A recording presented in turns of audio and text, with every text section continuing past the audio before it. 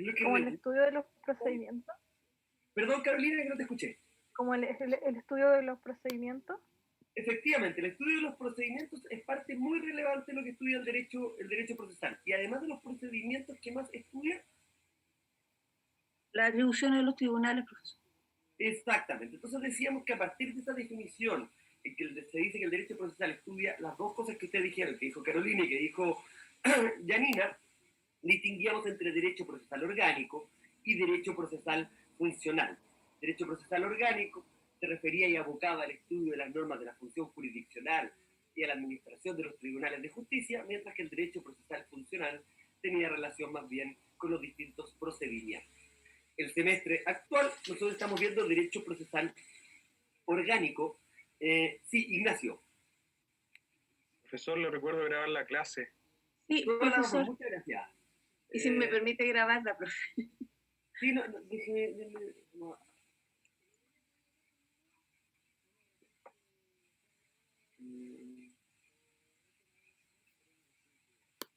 No que la estoy grabando.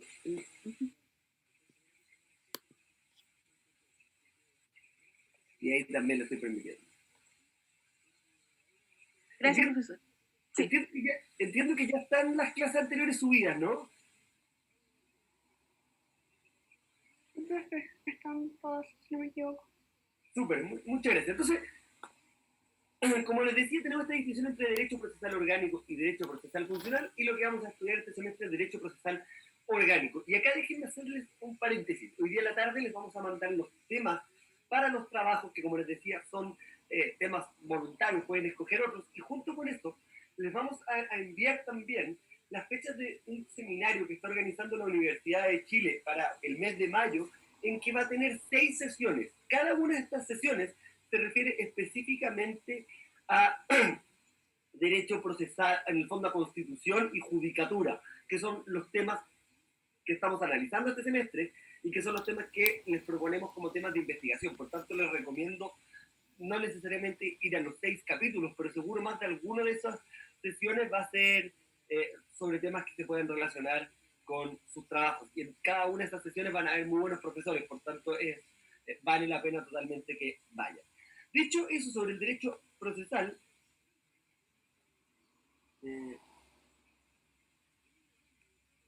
vayamos analizando ahora las características del derecho procesal. Sí. Disculpa, lo siento por... pero los trabajos van a ser individuales, ¿cierto? Individuales. Ya, muchas gracias. De nada. Entonces vamos a analizar ahora, materia nueva, las características del derecho procesal. Primera característica es que pertenece al derecho público. Y de acuerdo con lo que ustedes estudiaron el año pasado, probablemente en Introducción al Derecho y si no en Derecho Civil 1, ¿cuál es la importancia de distinguir si una materia pertenece al derecho público o al derecho privado? ¿El vínculo jurídico que se establece? ¿En qué sentido? Derecho privado y entre privados, entre particulares. Ya. O particulares con el Estado, pero derecho público... Y acá efectivamente una de las relaciones cuando uno piensa en organización y atribuciones de los tribunales es con un poder del Estado que se tiene que representar con aquel que representa la función jurisdiccional. Pero ¿qué otra importancia hay de distinguir entre derecho público y derecho privado desde el punto de vista de las normas? Es que hay uno en que ambos sujetos son como en el mismo nivel y hay uno donde un sujeto superior y el otro es como inferior, que ese sería en el caso del público, y en uno es entre particulares y el otro es entre un particular y el Estado. Perfecto. Y además no se olviden también que en el derecho público en principio solo se puede hacer aquello que está expresamente permitido por la norma, a diferencia de lo que ocurre en el derecho privado, en que en principio se puede realizar todo aquello que no esté expresamente prohibido. ¿Por qué les digo esto? Porque esto es relevante, porque en el fondo, dado que estamos en derecho público, lo que nos va a ocurrir es que en principio solo se va a poder hacer aquellas cosas que estén expresamente permitidas en el Código Orgánico o en los distintos códigos procedimentales. Y consecuencia de lo anterior es que las normas que van a regir el derecho procesal son por regla general normas de orden público y por tanto irrenunciables e inmodificables por las partes. Ojo que esto es por regla general. Ya vamos a ir analizando muchas normas que en realidad no son de orden público, sino que son de orden privado y son, por tanto, renunciables. Y acá yo les aprovecho de hacer una pregunta, y esto va a ser interesante para ver si es que las materias que voy pidiéndoles que estudien por separado lo hacen. ¿Alguno leyó ya la materia que les pedí que revisaran sobre la naturaleza jurídica del proceso?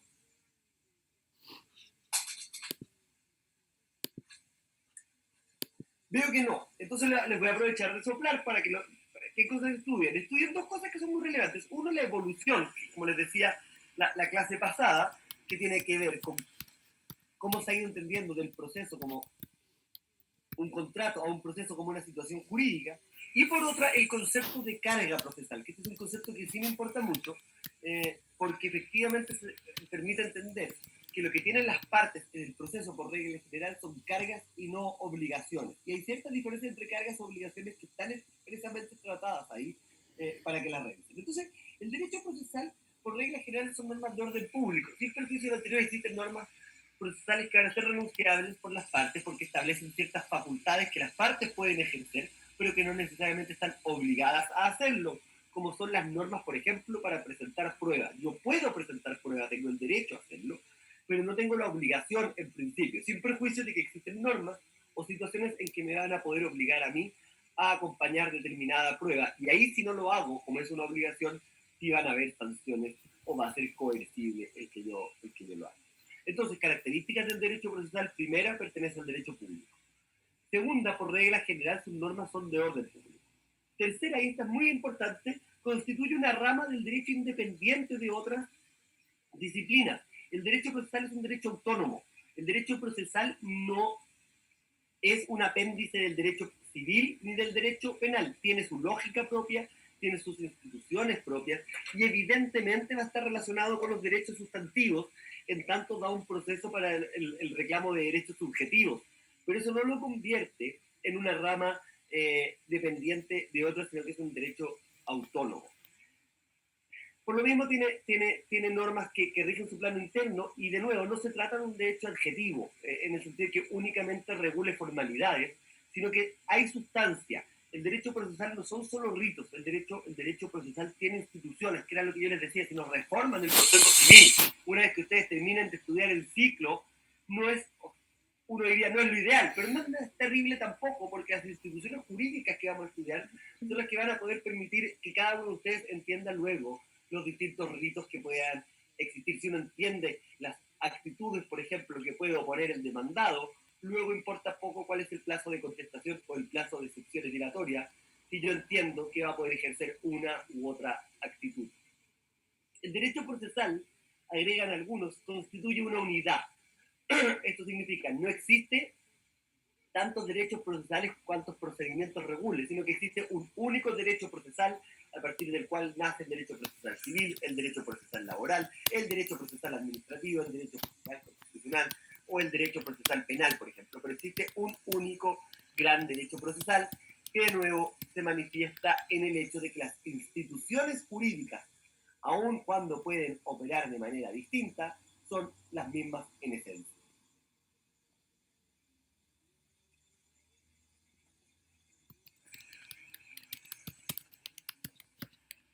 Un segundo que acá me paso por el PowerPoint.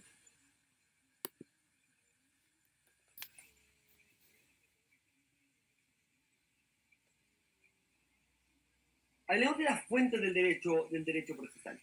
Y cuando hablamos fuentes del derecho, no es muy distinto de lo que vieron en Introducción al Derecho. ¿Qué aprendimos sobre fuentes del derecho en Introducción al Derecho? ¿Qué fuentes del derecho conocen? Constitución. La costumbre. La Constitución, la costumbre, ¿qué más? Las fuentes materiales y formales. Las 7 partidas podría ser un ejemplo. Veamos, alguien dijo, perdón, me perdí porque llegaron justo personas a la sala de espera, chat y mensajes. Entonces, admitir, ya. Entonces acá el chat, la ley, sí, vamos haciendo una distinción. Alguien hizo una distinción, perdón, en la respuesta. Lamentablemente no alcancé a ver quién fue la persona. Fuentes materiales y formales, perfecto. Pregunta: ¿Fairly es nombre o segundo apellido? No sé por qué Zoom se pone, me puso el apellido, pero no es mi nombre. No me imaginaba, ¿tu Es mi nombre es? apellido. ¿Y cuál es tu nombre? Isadora. Perfecto, súper, ya. Entonces, para poder decirte Isadora y no está mal. Entonces, perfecto. Como bien dice Isadora, existen fuentes materiales y fuentes formales. ¿Qué es lo que vamos a entender por fuentes materiales o fuentes formales?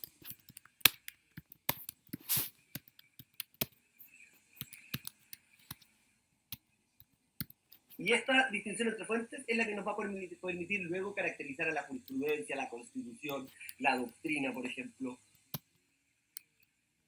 Para efectos de esta cátedra, entendamos la distinción de las fuentes del derecho procesal entre fuentes directas y fuentes indirectas. ¿Cuál es la principal diferencia entre fuentes directas y fuentes indirectas? La principal diferencia vamos a entender es si es que existe un mandato general abstracto y coactivo de una norma jurídica procesal. Si es que existe dicho mandato, entonces estamos en presencia de una fuente directa.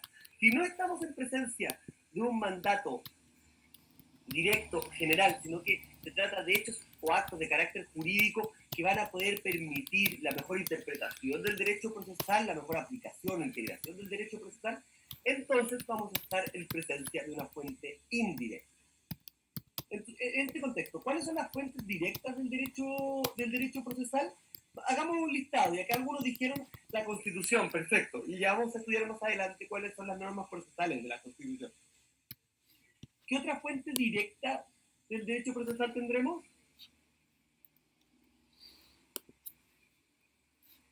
La ley La ley. ¿Qué ley? ¿Está correcto? orgánica. La ¿Perdón? ley orgánica. La ley orgánica, entendiendo por tal el Código Orgánico de Tribunales, por ejemplo, porque ley orgánica pueden ser muchas, pero efectivamente el Código Orgánico de Tribunales es una fuente directa del derecho procesal. ¿Qué más? El Código de Procedimiento Civil. Código de Procedimiento Civil, perfecto. Entonces ya tenemos Constitución, tenemos una serie de leyes que en general son leyes donde haya una regulación procedimental. ¿Qué otra fuente del derecho procesal tenemos? ¿El Código de Procedimiento Civil? No, Sí, el penal. también, pero entendamos que todos estos códigos, procedimiento civil, procesal penal, incluso el código laboral, la ley de familia, la ley de libre competencia, son todas fuentes procesales que tanto establecen normas procedimentales. Por eso les pregunto, además de la Constitución y de la ley, ¿qué otro ejemplo de fuente directa se les ocurre?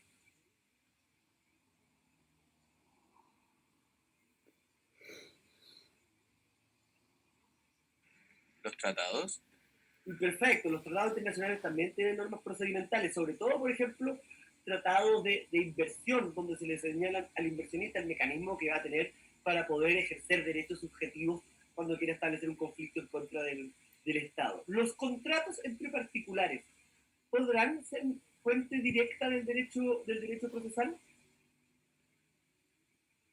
No, porque son parte del derecho privado. Esa es una forma de verlo, dice Francisca. ¿Están todos de acuerdo con Francisca? Puede ser que también sea la contraparte, profesor. En el ¿Perdón? sentido estricto, puede que tal vez sea también lo pueda ser interpretado como lo contrario, en el sentido estricto de que nuestro Código Civil en el artículo 1545 nos muestra el principio del pacta sunt servanda, que lo pactado obliga a las partes, es decir, y que también para el derecho internacional público se usa lo mismo, de que los contratos, los acuerdos en que se comprometen las partes son ley para ellos. Ya, déjame seguir con ese punto, José, porque efectivamente los contratos sí pueden ser fuente del derecho procesal y tiene que ver con que efectivamente los contratos son obligatorios para las partes. Pero ¿cuál puede ser un ejemplo de algo que se regule en los contratos que vaya a ser una fuente del derecho procesal?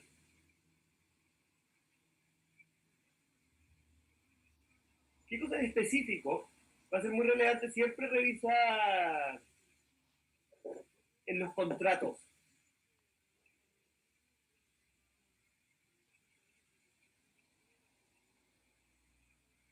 ¿Se les ocurre? Los contratos pueden regular la forma en que se va a resolver los conflictos. Cuando estudiamos arbitraje, vamos a ver que la forma de saber si es que un conflicto entre las partes está sometido a arbitraje o no, va a depender de si las partes celebraron un compromiso o una cláusula compromisoria al respecto. Y si la hay, entonces el contrato será fuente del derecho procesal porque será el que hace nacer el arbitraje entre las partes. Y si el contrato nada dice, entonces se tendrá que recurrir a los tribunales de justicia. Pero por eso es que el contrato, en el caso de la responsabilidad contractual, va a ser siempre también una fuente del derecho procesal porque es la que nos va a determinar ante qué tribunal interponer la demanda. Génesis comenta en el chat como fuente las sentencias. ¿Qué les parece? ¿Las sentencias pueden ser fuente directa o indirecta del derecho procesal?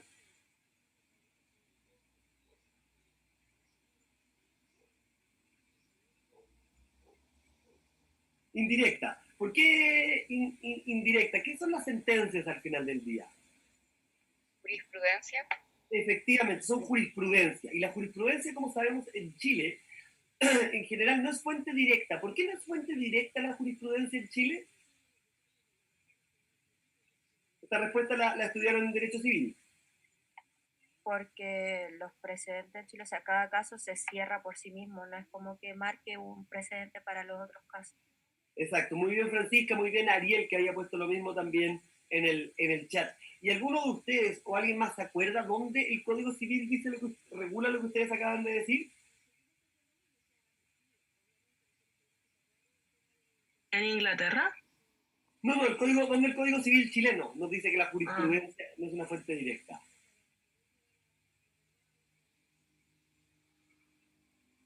Si están con el Código Civil en la mano, ábranlo y marquen el artículo. ¿Alguien tiene el Código Civil en la mano? Sí. Perfecto. Leamos, aquí alguien pone, Benjamín, el artículo segundo. ¿Será el artículo segundo? ¿Qué nos dice el artículo segundo?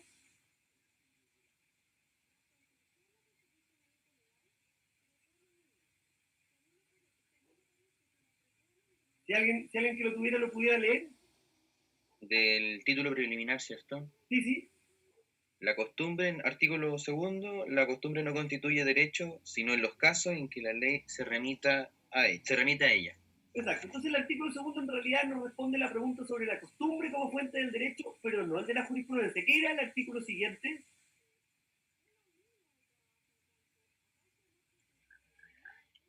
Solo toca al legislador explicar o interpretar la ley de un modo generalmente obligatorio.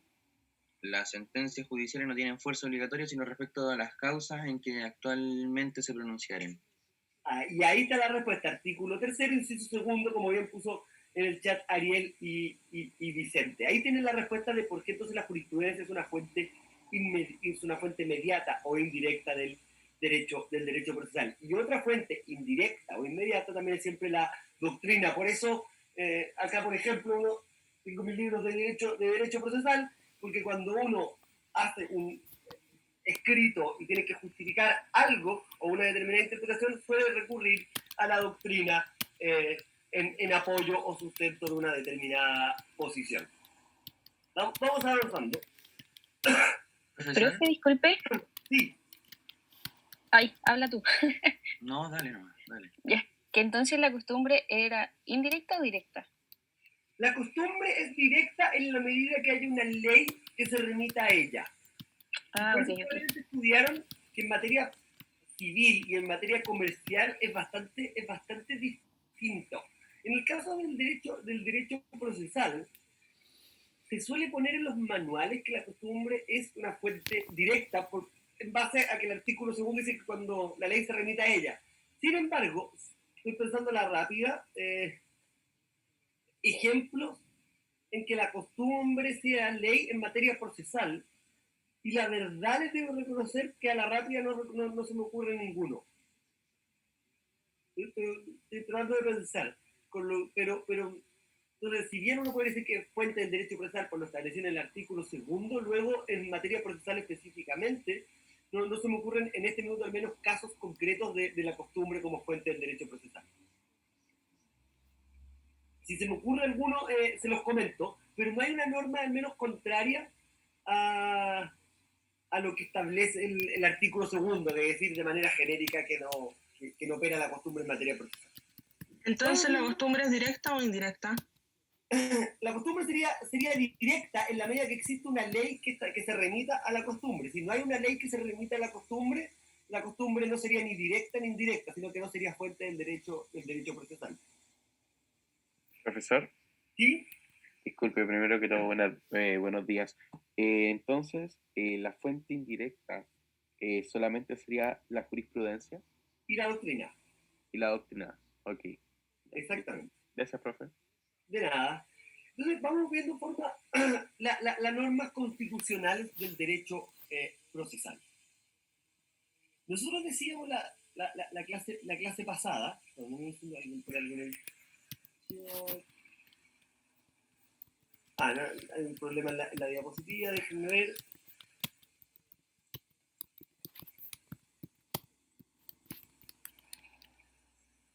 Perfecto. Acá en el segundo, y lo vamos a dejar grabado al tiro, es fuente indirecta o mediata. Fuente directa o inmediata, fuente indirecta o mediata. Muchas gracias al que se dio cuenta.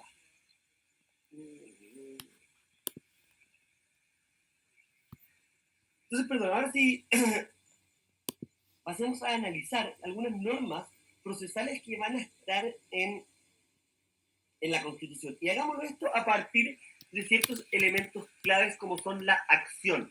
La clase pasada hablábamos de la acción. ¿A propósito de qué hablábamos de la acción la clase pasada?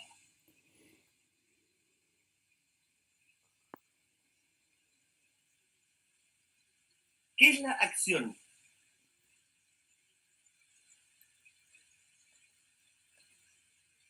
Cuando hablábamos de la acción, la relacionábamos, por ejemplo, con el demandante o con el demandado. Lo que hacía el demandante. Perfecto, Karina. Lo que hacía el demandante, ¿en qué sentido? ¿Qué era lo que le daba el derecho de acción? Pone en movimiento la jurisdicción. Pone en movimiento la jurisdicción. Muy bien practicada. Hablábamos de la acción cuando hablábamos del demandante y decíamos que el demandante, la forma que tiene de poner en movimiento la jurisdicción es a través de su derecho de acción. Su derecho de acción, entonces, es lo que le permite poner en movimiento y en él solicita una pretensión. Y esta acción más pretensión iba a ser el contenido de la demanda. Veamos entonces qué es lo que nos dice la Constitución sobre el ejercicio de la acción.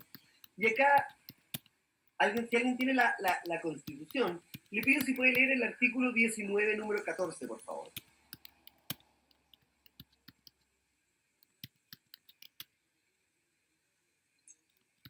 ¿Alguien tiene ¿alguien tiene la Constitución a mano? Sí. Ya, si alguien la tuviera, por favor, si pudiera...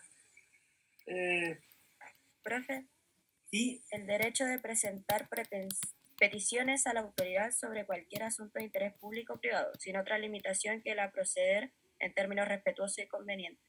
Muchas gracias, Francisca. Te pido, aquí no fue... Leamos primero el artículo 19 en la parte general y luego vamos al artículo 14 de nuevo. Okay. El 19 dice, la Constitución asegura a todas las personas... Perfecto, la Constitución asegura a todas las personas y este es el artículo más importante que van a estudiar, entiendo, el Constitucional 2, porque son las garantías aseguradas por la Constitución. ¿Y qué asegura la Constitución en el número 14? El derecho de presentar petición a la autoridad.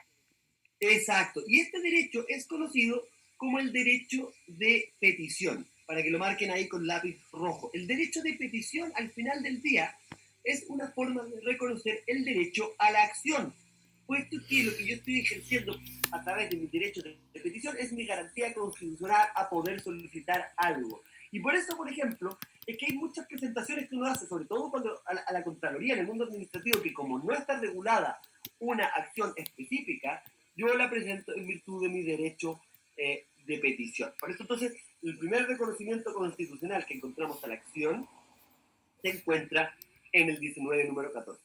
Leamos ahora, Francisca, si te puedo seguir molestando a ti, que ya sé que tienes la Constitución al lado, el artículo 19, número 3. La Constitución asegura a todas las personas.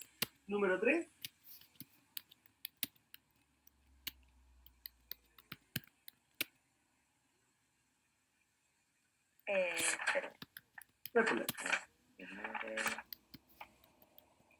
La igual protección de la ley en el ejercicio de sus derechos. el ejercicio de sus derechos, al final del día, no puede ser entendido de una manera distinta al efecto de ejercer un derecho. ¿Y de qué forma yo ejerzo mi derecho? A través de mi derecho de petición, a través de mi acción. Entonces, si la Constitución asegura a todas las personas la igual protección de la ley en el ejercicio de los derechos, es que la Constitución está asegurando el ejercicio de los derechos. Y la forma de ejercitar los derechos subjetivos es a través del concepto de acción.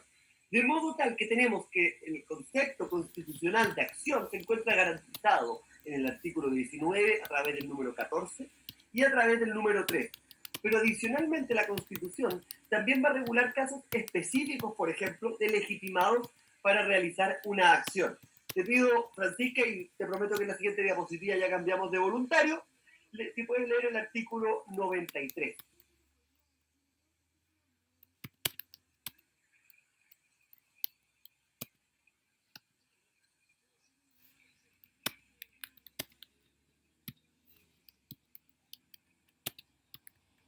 Dice, son atribuciones del Tribunal Constitucional. ¿Esa? Sí. Ya. Ejercer el control de constitucionalidad de las leyes que interpreten según precepto de la Constitución, de las leyes orgánicas constitucionales y de las normas de un tratado que verse sobre materias propias de estas últimas, antes de su promulgación. Perfecto, ¿y qué más? Resolver sobre las cuestiones de constitucionalidad de los autoacordados dictados por la Corte Suprema, la Corte de Apelaciones y el Tribunal Calificador de Elecciones. Resolver las cuestiones sobre constitucionalidad que se suscriben durante la tramitación de los proyectos de ley o de reformas constitucional y de los tratados sometidos a la aprobación del Congreso. ¿Qué más? Resolver las cuestiones que se suscriben sobre la constitucionalidad de un decreto con fuerza de ley. Más. Resolver las cuestiones que se suscriben sobre constitucionalidad con relación a la convocatoria a un plebiscito sin prejuicio de que las atribuciones que correspondan al Tribunal Calificador de Elecciones. Resolver por la mayoría de sus miembros en ejercicio la inaplicabilidad de un precepto legal cuya aplicación en cualquier gestión que se siga ante un tribunal ordinario especial resulte contraria a la Constitución. Resolver por la mayoría de los 4/5 de sus integrantes en ejercicio la inconstitucionalidad de un precepto legal declarado inaplicable en conformidad a lo dispuesto por el numeral anterior. Si se fijan, sí, terminaron solo para efectos de terminar el artículo nomás. Ay, que es como mucho, son Ya. muchas cosas. Sí, no te preocupes, pero la lógica es lo que les quería poner, y este es un ejemplo nomás. Si se fijan, el 93, lo que está haciendo la Constitución es establecer las atribuciones que va a tener el Tribunal Constitucional. Cada tribunal tiene sus atribuciones bien establecidas, lo que ocurre que de los distintos tribunales, el único que lo tiene es, en la Constitución, es el Tribunal Constitucional. Y en todos estos casos, cuando señala las atribuciones, establece que tiene atribución para conocer de las cuestiones de constitucionalidad en determinados escenarios, de los requerimientos de inaplicabilidad. Lo que supone que si un tribunal tiene atribuciones para conocer, tiene que existir un legitimado para ejercer esa función constitucional. De modo tal que el artículo 93, por ejemplo, es también un fundamento del derecho a acción en las normas constitucionales que va a terminar conociendo el Tribunal Constitucional. Pero resumiendo, normas constitucionales del derecho procesal en relación con la acción se encuentra garantizada y reconocida en los artículos número 19, número 3 y número 14. En el caso del artículo 93, para estos efectos, es solo un ejemplo. De modo que no se preocupen, no se lo tienen que aprender, sino que lo importante es entender, acá hay un ejemplo de manifestación concreta. Pero la garantía propiamente tal está en el derecho de petición del 19, número 14, y en el concepto del ejercicio de los derechos del 19, número 3, y esos dos sí me importa que queden bien claros. Vamos a analizar ahora a dónde está recogida en la Constitución el concepto o la garantía del proceso. Y le pido, no sé, ¿algún otro voluntario para no molestar a Francisca?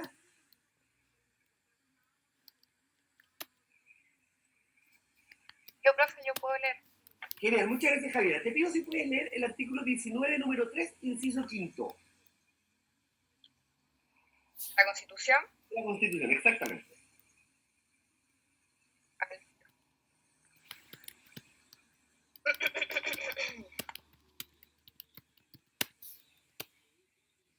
Ay, que se me cerró el...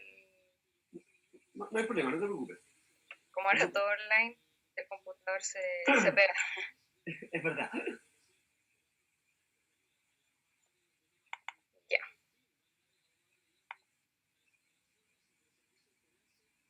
artículo 19, ¿qué numeral? Número 3, inciso quinto.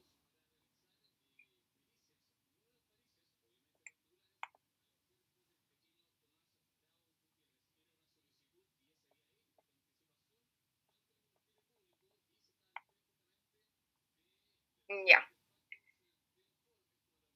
Toda sentencia de un órgano que ejerza jurisdicción debe fundarse en un proceso previo legalmente tramitado. Corresponderá al legislador establecer siempre las garantías de un procedimiento y una investigación racionales y justos. La ley no podrá presumir de derecho la responsabilidad penal.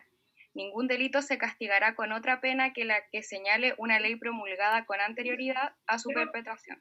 Gracias, Javier. Déjame pararte ahí para volver a lo primero que le Javier en el 19, número 3, inciso quinto, y luego nos pasamos a algunos otros incisos. Pero dice, toda sentencia de un órgano que ejerza jurisdicción debe fundarse en un proceso previo legalmente tramitado y corresponderá, agrega al legislador, establecer siempre la garantía de un proceso racional y justo.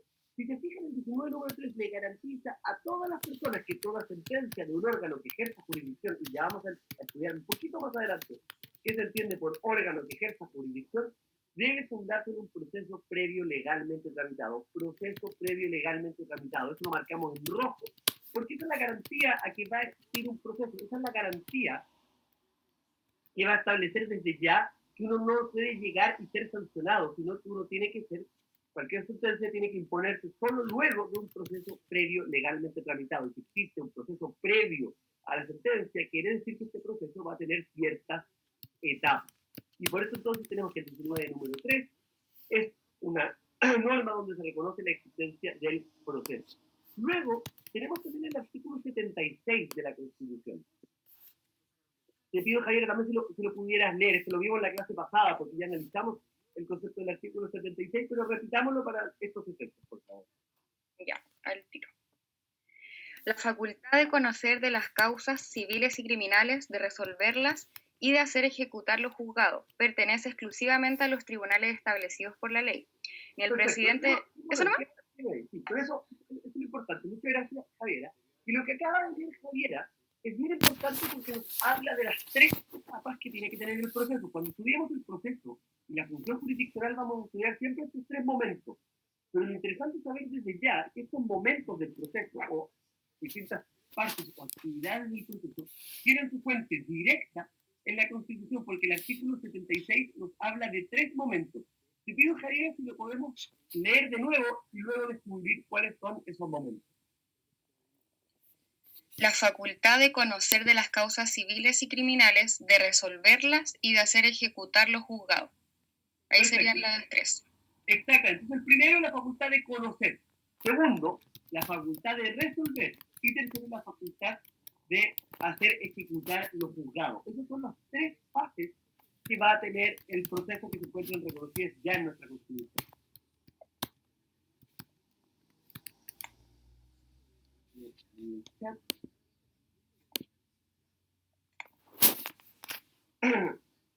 Entiendo que alguien me pone que no se le escucha muy bien. Déjenme ver si logro... es por el micrófono, no por la señal.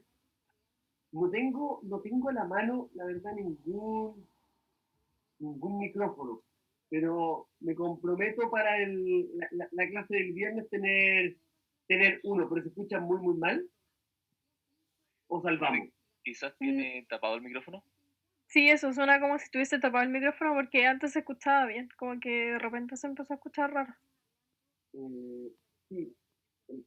No, estoy viendo dónde está, no hay nada que lo pueda haber empezado a tapar de un poco a otro. Sí puede ser que haya empezado a funcionar más mal porque el computador es un poco viejo. Profe, lo mejor donde se aleja a veces como para hablar es que se escucha como de lejos. Eso es lo que yo creo, así que, pero ahora entiendo que estoy más cerca, debería estar bien, ¿no? Sí, está bien. Perfecto, ya, así que me iba además como en este bien cerca, me iba con esto, pero no importa, ya, seguimos entonces.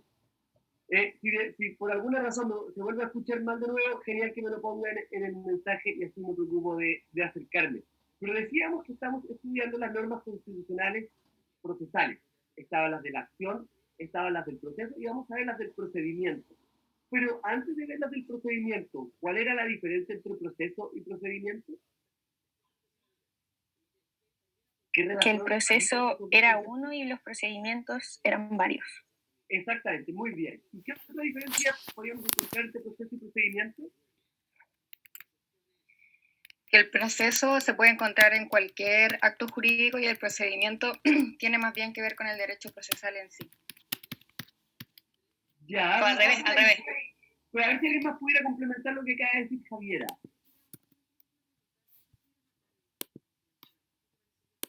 ¿Profe? ¿Sí? Que el proceso es como la base en sí, pero los procedimientos son lo externo, los rituales, como las formas de externalizar el proceso en sí.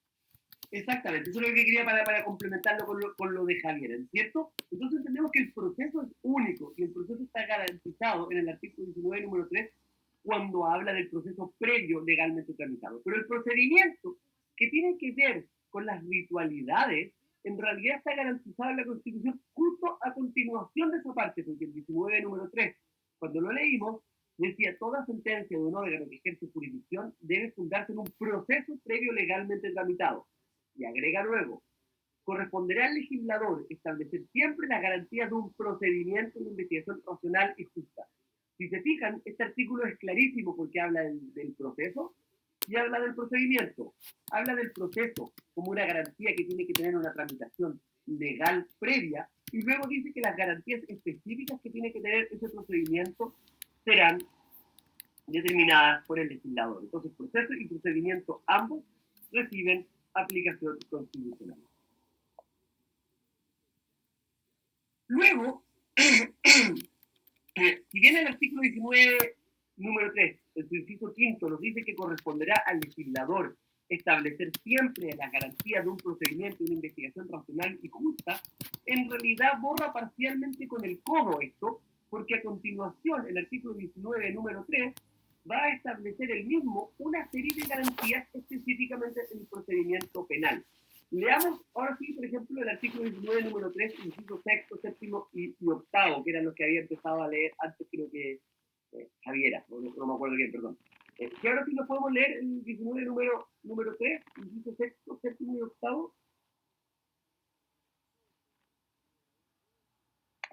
Al tiro. Muchas gracias.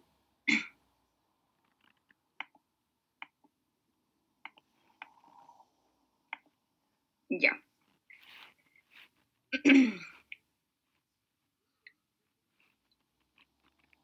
La ley no podrá presumir de derecho la responsabilidad penal. Ningún delito se castigará con otra pena que la que señale una ley promulgada con anterioridad a su perpetración, a menos que una nueva ley favorezca al afectado. Ninguna ley podrá establecer pena sin que la conducta que se sanciona esté expresamente descrita en ella. Si quieres terminar el número 3, el inciso 7 y octavo, por favor.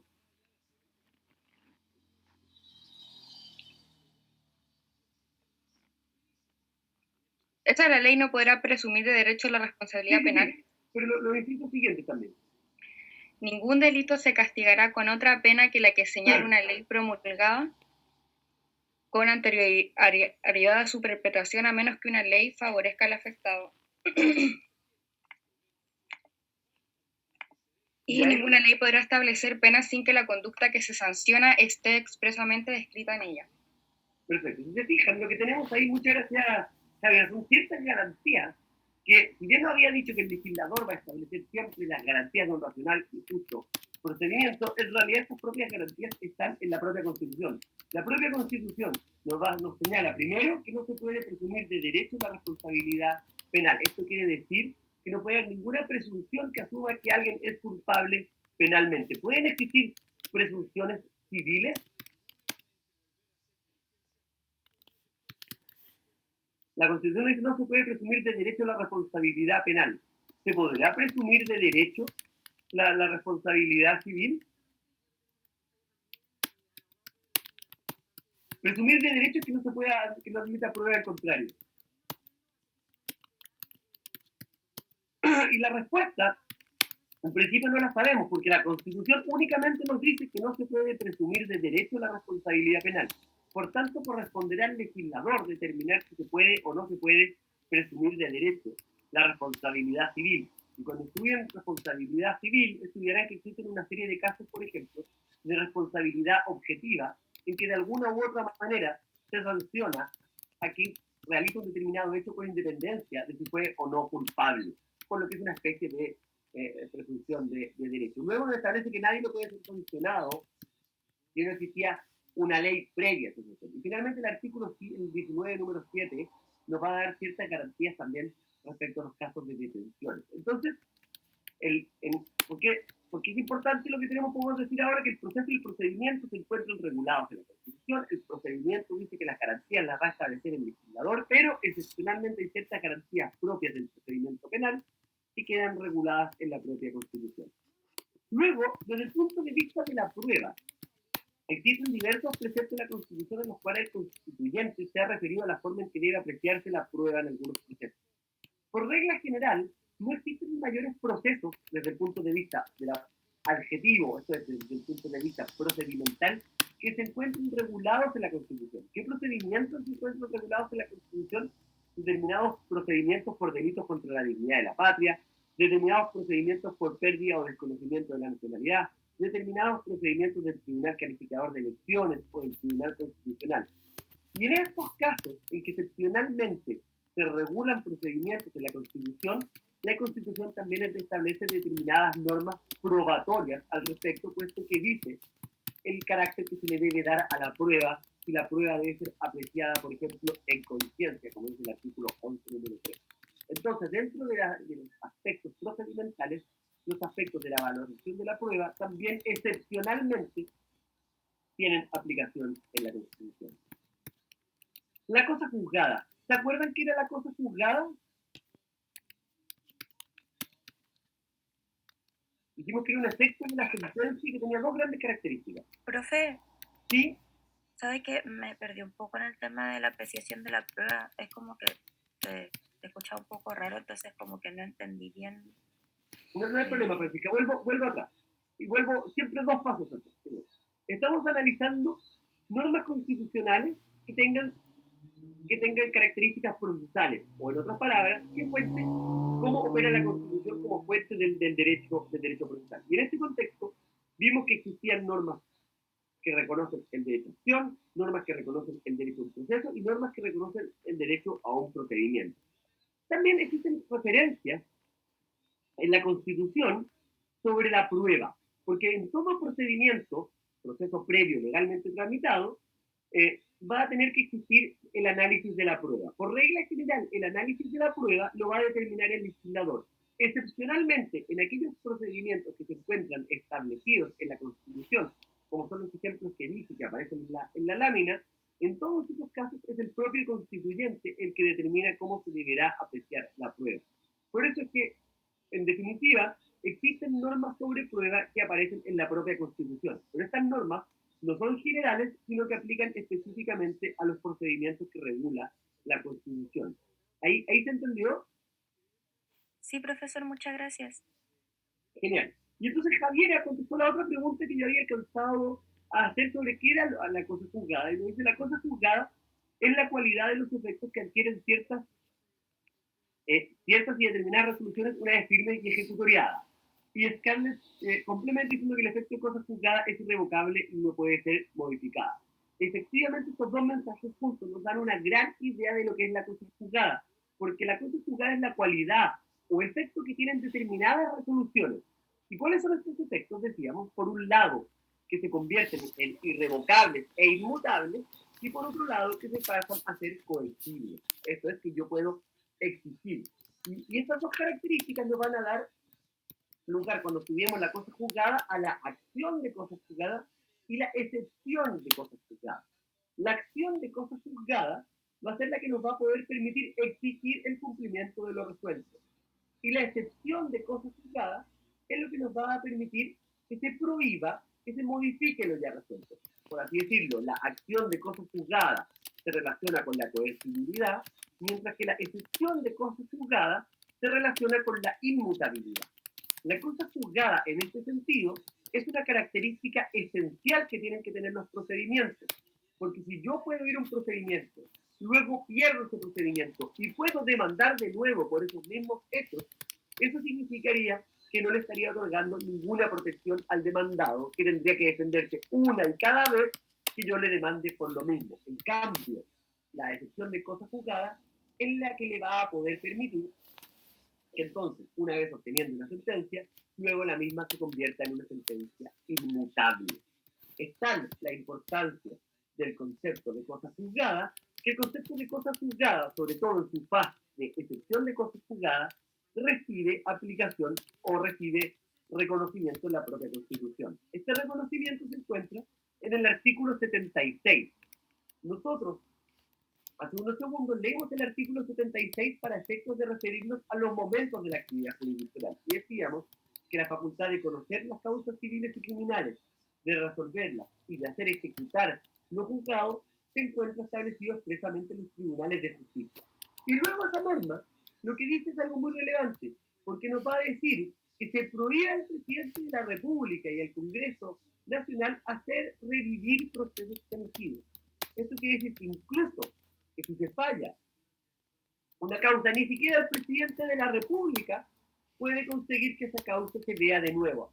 Esto de hacer revivir procesos fenecidos es de alguna manera la forma en que la Constitución asegura la inmutabilidad de las decisiones en el inciso primero del artículo 76. Por eso respecto a la excepción de cosas juzgadas. Mientras que en relación con la acción de cosas juzgadas, la tenemos que relacionar con los momentos de la jurisdicción. Dijimos que los momentos de la jurisdicción son conocer, resolver y hacer ejecutar los juzgados. Y precisamente el concepto de hacer ejecutar los juzgados es lo que da lugar a la acción de cosas juzgadas. Esto quiere decir que si lo resuelto no se cumple, los tribunales establecidos por la ley tienen facultades para hacer cumplir los juzgados. ¿Y de qué forma se hace cumplir los juzgados? De la forma establecida en los incisos tercero y cuarto de ese artículo, que básicamente de forma coercible. Esto significa que los tribunales pueden ellos mismos preocuparse de dar cumplimiento a sus sentencias en caso que la parte que deba cumplir no lo cumple, y obviamente en caso que la parte que ha visto insatisfecha su pretensión persiga también el cumplimiento de la misma. Cosa juzgada entonces, decíamos bien, un efecto o cualidad de las sentencias por las cuales se convierte en coercible e inmutable. La coercibilidad da lugar a la acción de cosa juzgada que se encuentra reconocida en la Constitución al referirse al concepto de hacer ejecutar lo juzgado, e inmutabilidad da lugar a la excepción de cosa juzgada, la que también se puede conocida en la Constitución al referir el artículo 76 a la prohibición de hacer revivir procesos fenecidos. Y otros temas procesales que encontramos en la Constitución. Hemos hablado del concepto de acción, proceso, procedimiento, prueba, cosa juzgada, y también vamos a encontrar en la Constitución determinadas acciones específicas. No solo la Constitución nos va a dar el derecho a poder interponer peticiones, sino también que nos va a regular determinadas peticiones específicas. La primera de ellas es el recurso de amparo. Y esto yo me imagino que ya lo pueden haberlo visto en derecho constitucional. ¿Qué es el recurso de amparo? ¿Alguien sabe?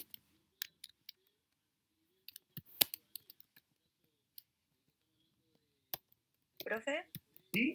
es cuando ver la legalidad de una detención y exigir la presentación ante un juez de garantía. Tiene absolutamente relación con eso. ¿Alguien más sabe? ¿Algo más para completar lo que dice Francisca? Es correcto. ¿Pero alguien más tiene algo que poder agregar?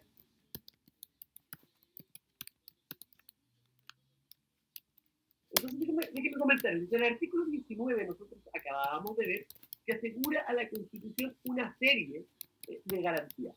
Ahora, y esto es importante para el debate constitucional que se viene, de nada sirve que la Constitución en general otorgue garantías si es que a la vez no existen mecanismos para poder asegurar el cumplimiento de sus garantías. Y la Constitución establece hoy día dos grandes mecanismos para perseguir el incumplimiento de las normas del artículo 19. Y esos mecanismos son el recurso de protección y el recurso de amparo. Así, el recurso de protección y el recurso de amparo, uno regulado en el artículo 20 y otro regulado en el artículo 21 de la Constitución, lo que hacen es establecer el procedimiento que se debe seguir en caso que alguna determinada garantía sea privada, perturbada o amenazada por determinados hechos u omisiones. En el caso que la garantía privada, perturbada o amenazada sea la del 19 número 7, esto es, la libertad personal, el recurso que procede es el recurso de amparo, mientras que las garantías privadas, perturbadas o amenazadas son las señaladas en el artículo 20, entonces el recurso que procede es el recurso de protección. Y si es que la garantía privada, perturbada o amenazada es la del artículo 19 en relación con la libertad para realizar actividades económicas, el recurso que procede es el amparo económico. Esos son tres ejemplos, entonces, de acciones especiales que contempla la Constitución: el recurso de amparo, el recurso de protección, el amparo económico. Luego, dado que el Tribunal Constitucional, como vimos en el artículo 93, se encuentra especialmente regulado en la Constitución, las acciones relativas a temas constitucionales también reciben aplicación en esa norma. Así es el artículo 93, número 6, por ejemplo, el que regula el procedimiento o la acción de inaplicabilidad por inconstitucionalidad, y el número 7, el que regula la acción o requerimiento de inconstitucionalidad de la ley. También encontrarán otras acciones en la Constitución, como las relativas a la privación o desconocimiento de nacionalidad, y las que tienen que ver por temas de expropiaciones. Esto es el procedimiento que puede seguir una parte en caso que sea expropiada de su derecho de propiedad. Luego, acá les cito también otros ejemplos más de acciones. Y déjenme únicamente, para terminar, perdón que me paso unos 2 minutos, terminar con el concepto de recursos. ¿Por qué? Porque con esto quiero terminar esta parte de la materia, sobre todo para que, para efectos de este, llamémoslo, especie de quiz voluntario que vamos a hacer el día viernes, tengan claro que entra hasta la diapositiva 42. Finalmente, respecto a recursos, lo que les quería comentar es que los recursos, la Constitución no ha contemplado en forma directa los recursos, ni el recurso de reposición, ni el recurso de apelación, ni el recurso de hecho, ni el recurso de casación. Sin perjuicio, es posible establecer que el concepto de recursos igualmente recibe algún grado de recepción en la Constitución. ¿Por qué decimos esto? Porque el artículo 19, número 3, dice que la sentencia, una garantía es que toda sentencia debe ser dictada por un órgano que ejerza jurisdicción, debe fundarse en un proceso previo legalmente tramitado, ¿cierto? Y luego decíamos, corresponde al legislador establecer esas garantías. Si es que toda sentencia debe fundarse en un procedimiento previo legalmente tramitado, necesariamente debe surgir para las partes el derecho a poder interponer un recurso que revise si es que el proceso previo se encuentra o no legalmente tramitado. Entonces, la Constitución no es que asegure ningún tipo de recurso en particular. La Constitución no asegura ni el recurso de apelación, ni la segunda instancia, ni la revisión, ni la casación. Pero sí asegura, y esto sí pasa a ser una garantía constitucional, que exista posibilidades de revisar si el proceso previo fue legalmente tramitado. ¿Qué significa esto? Significa que, dado que corresponde al legislador establecer siempre las garantías de un racional y justo procedimiento, si que el legislador establece un procedimiento en el que no interpone ningún tipo de recurso, uno podría decir que ese procedimiento es inconstitucional porque no permite resolver si es que el proceso previo fue o no fue legalmente tramitado.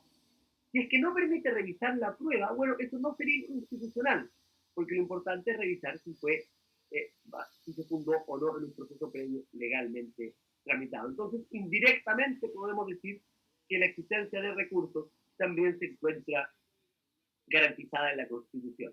Y así, si tengo que resumir toda la clase de hoy en 1 o 2 minutos, podemos decir que el derecho procesal tiene una serie de fuentes directas y fuentes indirectas.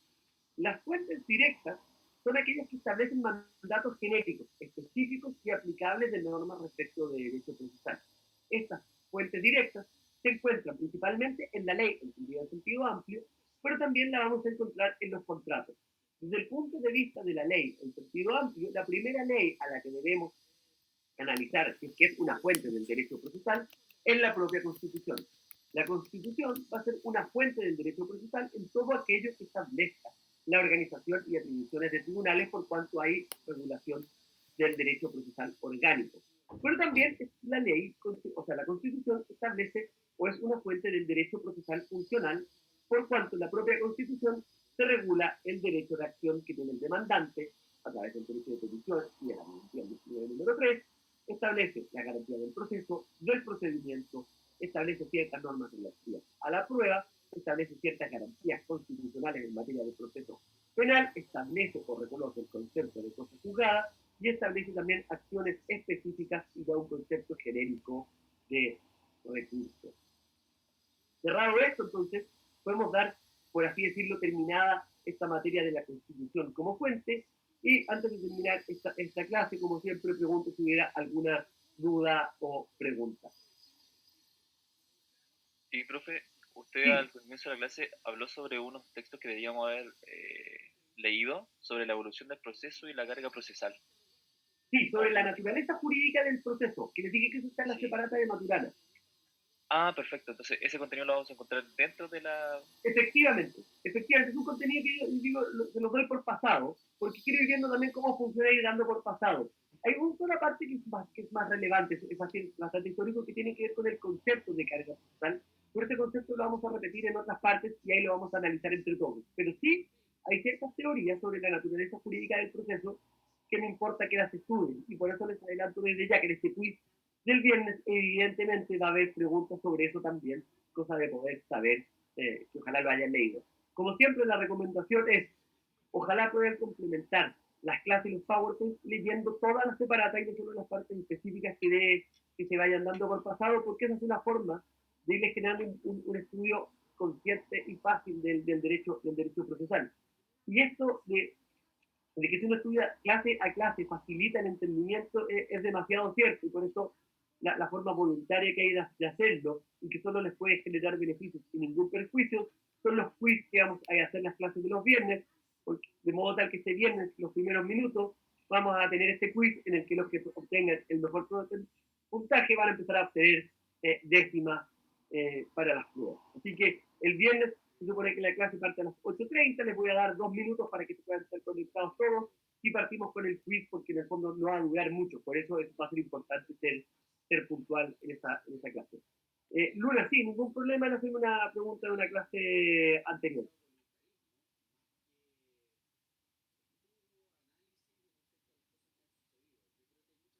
Profe, ¿qué página hay que leer más o menos? Es donde está la naturaleza del procedimiento y la carga procesal. La verdad, Carlos, que te mentiría en este minuto porque no tengo la separata a mano, pero me comprometo a mandarle un mensaje diciéndole específicamente cuáles son esas páginas. Y sobre Gracias, profe. De nada. Y respecto a la pregunta de Luna sobre las diferencias entre la renuncia y el desistimiento, la diferencia es súper clara en materia procesal, aun cuando probablemente se necesiten otros procesales más para terminar de entenderla bien. Yo hoy día puedo renunciar a hacer una demanda. Sin embargo, si yo hoy día renuncio, nada obsta a que yo mañana pueda decir, ¿sabes qué? Igual te voy a demandar. Yo puedo renunciar a un derecho, pero en verdad podría ejercerlo igualmente después. Sin embargo, el desistimiento tiene lugar específicamente en un momento. Si yo ya ejercí mi demanda, te notifiqué mi demanda y luego quiero renunciar, la institución procesal que existe ahí se llama desistimiento. El desistimiento, entonces, es un tipo específico de renuncia. Y la particularidad que tiene este tipo específico de renuncia, que es el desistimiento, es que produce cosas juzgadas. Y por lo que ya vimos, ¿qué significa que produzca cosas juzgadas?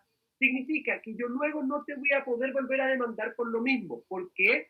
Porque tú vas a poder decir, oiga, esta caballero ya me demandó, luego se desistió, y la resolución que tuvo por desistido a este caballero de esta demanda produce excepción de cosas juzgadas y por tanto es inmutable.